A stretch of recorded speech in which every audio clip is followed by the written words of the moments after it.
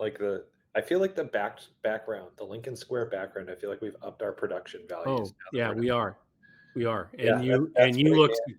you look significantly better. You really do. It's amazing.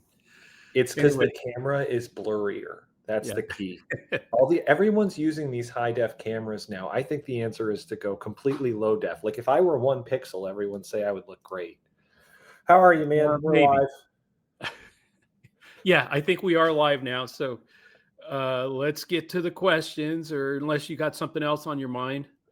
I think we've got some good ones. I think it kind of sums up where we've been the last week. So, yep, knew we'd start here. Let's just go for the gusto, brother. Joe, heard you're not as mad at Dems for their vote on ending the shutdown. Can you explain that a little bit? This is from Stan in Woodstock. Joe, I think for further context, I mean, I remember it was like the leak came like last weekend at this point that like 8 senators were starting to defect. And the initial reaction was Dems caved. What the Yeah, hell? Why did we just do all this? And I mean, I was there. I yeah. was like, but but I think upon further reflection, I have gotten to a space, and I'm curious. I'd like you to walk our listeners through where you are on this. Well, look, I made my living in politics over the 40 years or so, with my ability that I would say people, and I think Alex, you would say it is my like this weird ability to see around corners, and kind of like see how it's all going to play out. And so, if anybody remembers, I think on the podcast or even on the lives back when this all started, when the shutdown was like first early days, I said, hey, this is going to go through to November when everybody was just like 5 days, 6 days. How long would it go? It's going to go through to December, November 1st, 2nd, 3rd, somewhere in there, because the whole thing here is to get pressure to have people start seeing their premiums double. And then I thought that once we got there, and people saw that, that was the only way you're going to get some, get out of this. Um, but when we got there, to the place where I thought, it was the maximum pressure would be on the Republicans in the Senate, it was clear Trump and Johnson and Thune, none of them were budging, and so now all we were going to get was we got to that point, and all we were going to get were uh, millions of children. Let's say we kept it up for 10 more days. For 10 more days, millions of children wouldn't be fed.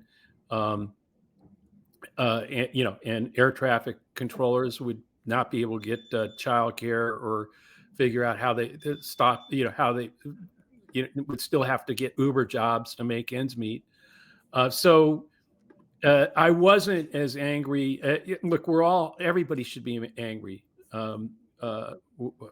There's all kinds of reasons to be angry, but I also think that right now, um, the Republic, it's going to be now increasing pressure on Republicans, because now every day, first of all, the best thing about that deal was that they extended SNAP and AG for Right a through the year. holes. Yeah. Yeah, I mean, through next year for sure.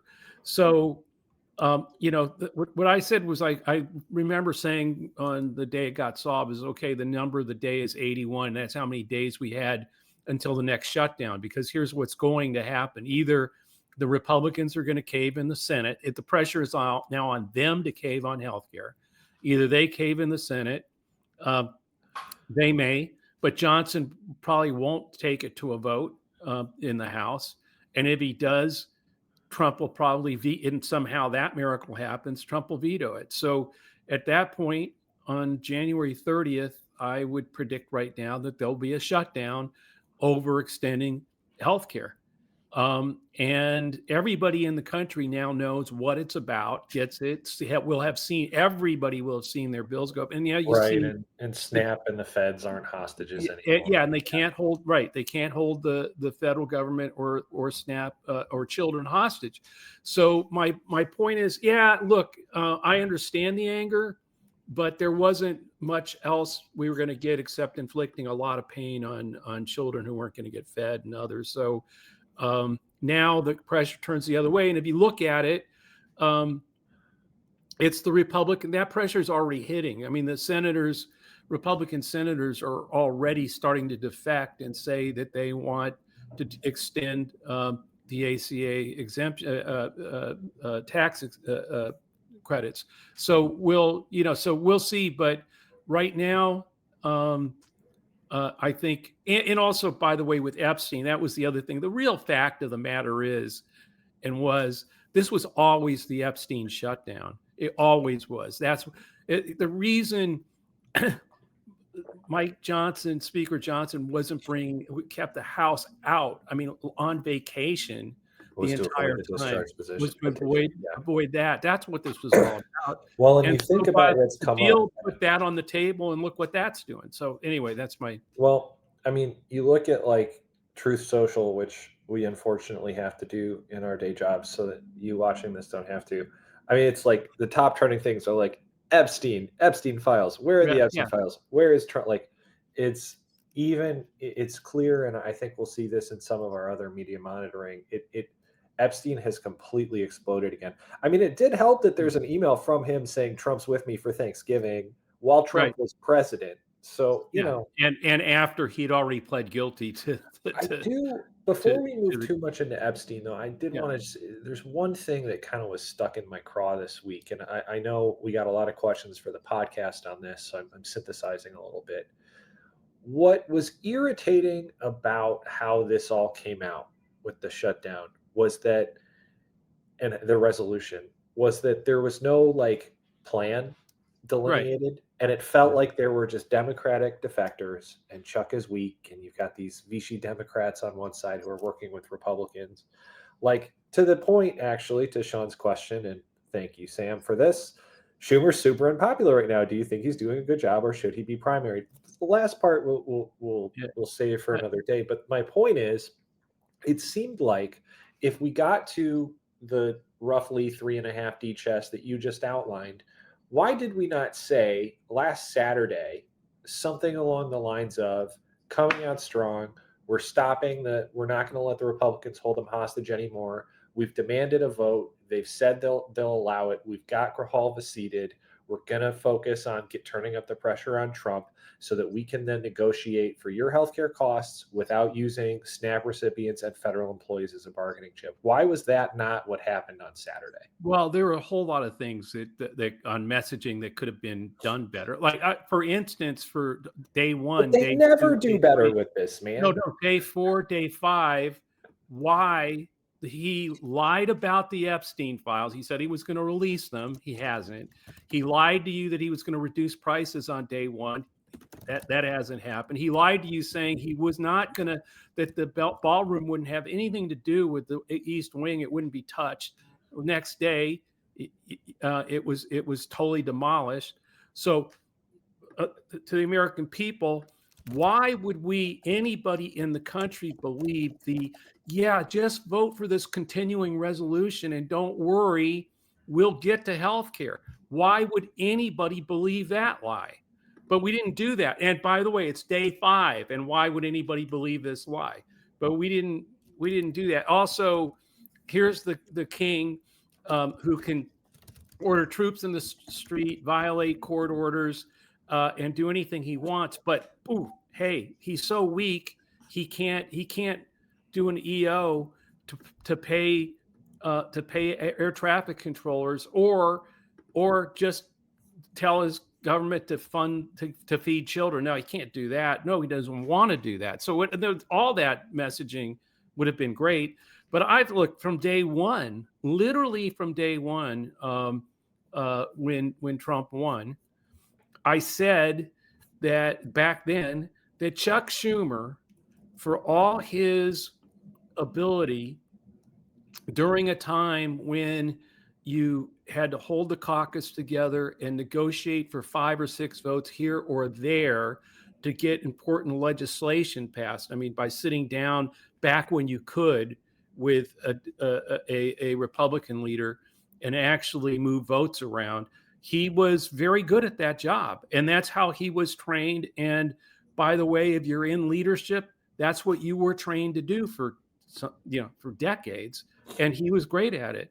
But he was going to be totally incapable of being the opposition leader to an autocracy and a Trump and a literally a basically in step cult in the House and Senate that we're not going to. There was nobody to negotiate with anymore, and so I've always thought from day one that that look, Nancy Pelosi did the right thing, both by stepping down and letting someone else. And you can argue whether Hakeem can handle things the way she did or not, but she stepped aside and let new leadership emerge. And I think, and then she's now retiring. That's up to Schumer on whether he runs again or not. But he clearly just isn't. No one in leadership was at anywhere in our leadership structure. It's the on the job training is being that person that can hold a caucus together and negotiate for votes on the other side. That's what you're for 20 years or 10 years, whatever time you were in the House or Senate. That's what you've been trained to do. That training is out the window. I hope Hakeem Jeffries is getting that, but Chuck Schumer is it's just not who he is. It's just not, no matter what he's accomplished, right. It's not who he is. All right, what else we got? Okay, back to Epstein. Thanks, Theo. all the Epstein news broke. We all got our hopes up that this would be the last straw, but that's a familiar feeling. Is this going anywhere? How big a deal is this? My gut initially is I don't know how you still have hopes to get up, brother. It's every year, every single time we think something is going to be it, or I mean, we don't really think that anymore. Every time we think that this is going to be the thing that gets Trump, it isn't. But that said, if you look at the damage that the Epstein saga has done over the entire Trump presidency, it is pretty clear that this is it. He's not resigning tomorrow. He's not getting impeached tomorrow. Yeah. He's not going to get dragged out of the White House tomorrow. But look at what they have been able to do this year, what they are focusing on. They just shut down the government and basically blew any chance at any November elections this year to avoid this. And look where we are.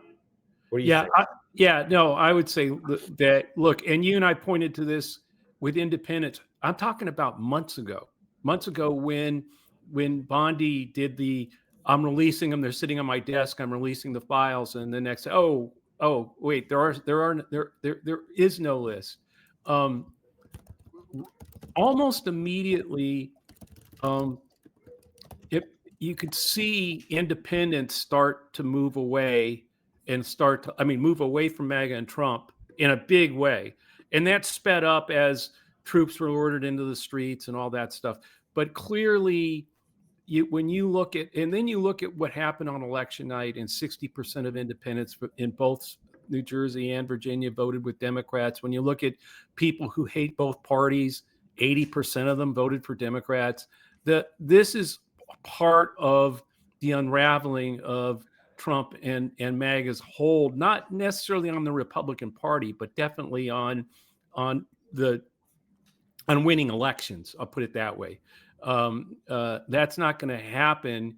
And I think what you're starting to see is, I think not just this, but maybe with the ACA vote as well in December, you're starting to see the lame duck Donald Trump presidency, because when he loses this vote, I mean, when a large group of Republicans break from him and vote for the Epstein files to be released, then we see what happens when that goes to the Senate. I'll bet you're going to see people do that there too.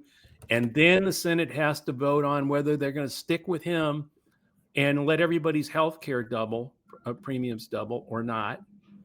And if that breaks away, then I think you're starting to see the real fracturing of it. And you're seeing it every day with Marjorie Taylor Greene and, people bolting on Epstein and other things, that I think you are definitely seeing the weakening of Trump's hold on the Republic, on everybody. That he's lost control of the narrative, which is always pretty bizarre thing to see, given that he's come down the escalator umpteen years ago. That he's always controlled the narrative or kept the focus where he wanted it. The one thing that he has not been able to do that with is Epstein. And he's desperate to get it off the scope, but it just keeps popping up. And again, I do think it was the Epstein shutdown. That this wasn't real. I'm from the Republican, from Trump's point of, and with Johnson. Remember Trump said, "I'm the speaker and the president," when Johnson said he wasn't, that sent the Congress out on vacation. Yeah, that was Trump. This was Trump. He didn't want that. He wanted that. He would have wanted that shutdown to go on forever, because Epstein wouldn't happen. And by the way, I think the entire time the shutdown was going on, Donald Trump and team were sitting there trying to figure out who they could get off that discharge petition. So every day was like, can we get somebody off? Can we get somebody off? And they couldn't. And so, it turns out that, yeah, the deal, everybody can get angry all they want. And I understand it. But look, I think it put this back front and burner. Instead of children being going hungry, you now have Trump sitting there, literally trapped. He can't get out of this, and he's gonna find out. His own party is gonna bail on him on this Epstein vote, and then we'll see whether they bail on healthcare and other things. Well, I mean, he's personally calling and whipping votes to try to get people off the petition. It's not working right now.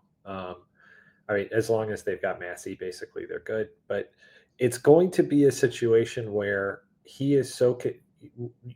This is where I think some of our allies in the movement are missing the trick.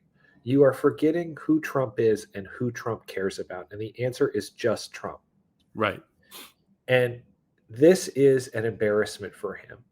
This will always be an embarrassment for him. This will be, I mean, this is also shattering a lot of his myths that he's built about himself with his base.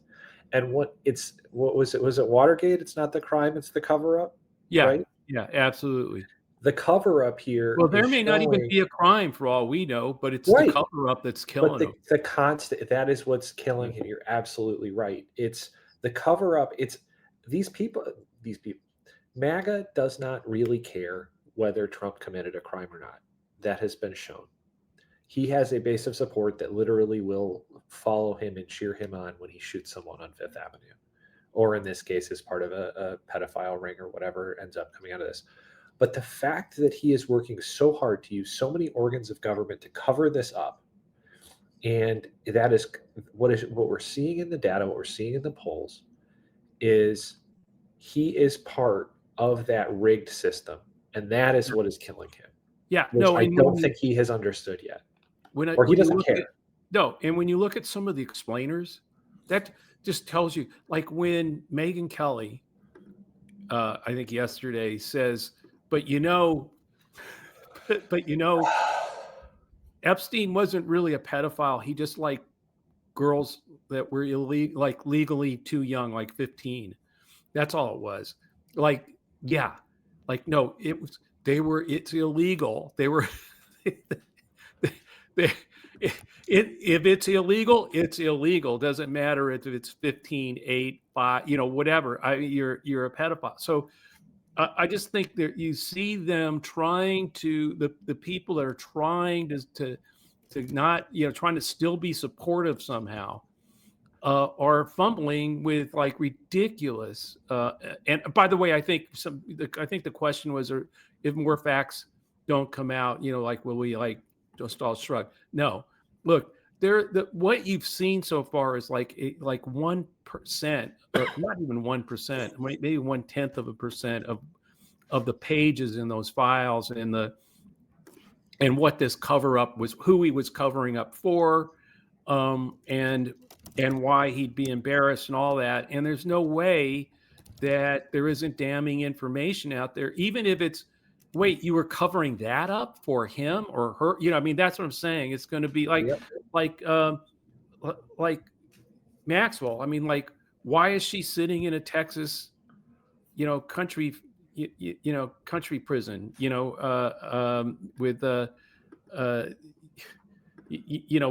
with where she Legal gets better. Yeah, yeah, that's what I'm saying. It's like, no, but we're gonna find out more about what the hell she really did, and that's why is and so why did Blanche go down there, have this know nothing interview where he doesn't ask any tough questions, and then the next day, or 2 days later, she ends up being moved to high living, in a residential prison. I mean, all this stuff is going to be what, why not what Trump did. Let's just, okay, he didn't do any what, but what she did and what he's done to cover that up, to move her, to cover things up. What Todd Blanche did. All this is going to keep coming up, and I don't think. And by the way, I will say this: why the hell do you think Marjorie Taylor Greene has made this big shift all of a sudden?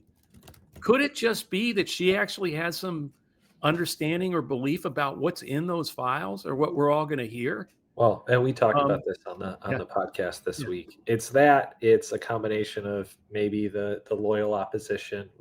yeah. Well, yeah. You There's know, but I will say what is in the files that they put out this week is real rough, and yeah, it doesn't even going to get matter if worse. this isn't about it's rough in that this is what's going to get it back to Theo's question to just really pound on you today. It's not that this is what's going to get him. It's we're talking about it and they're Right. talking about And it we're and going to they're be talking focused on about it, and that's why it's so big. And we're going to be talking about all the horrible stuff. We're all going to be finding out about all the horrible stuff that's actually in those files that they didn't want you to know. Yep. And particularly with MAGA and some elements of MAGA, that's a big problem. So I think we're running a little short on time, but Joe, I know I'm going to ask you the one question we ask every week: how fucked are we? It seems like less than we were last weekend. That's my Yes, guess. definitely. Well, I think ever since the election night, it's been there've been a lot more good days than bad. And I still think the thing that was most important to me on election night was Maine's vote against the uh, Prop 1, where 64% of Maine said, no, we don't want restrictions on voting. We see what you're trying to do here, and we're not going for it. And so that makes me think, like, look, right now, Trump's in trouble. I think independents get it. Enough people in the country get it and showed that on election night that I'm pretty confident that all these Republicans in the Senate and the House, a lot of them are in a lot of trouble right now in their districts. And so the only real question was, will it be a fair fight? And I think every time they make moves now, like they did in Texas, like they did, like the move to put that proposition in Maine on the ballot, I think the American people are watching and they're going to say, hell no, we're not going to do that. We're not going to let you do that. And we'll see. But I really think it's been a good, since November 5th, it's been a good 6-7 days here. All right. Well, with that, Joe, we're just about wrapped for the week. I think you'll be back next week. I may or may not be. Likely will not, but I will be I back want after to end with one Thanksgiving. stat, if it's okay. One Yeah. stat. Yeah. Because Stephen Claremont did the work on this and did the research, and I just want everybody to understand why we have a lot of work to do, no matter how how good the last 7 days have been.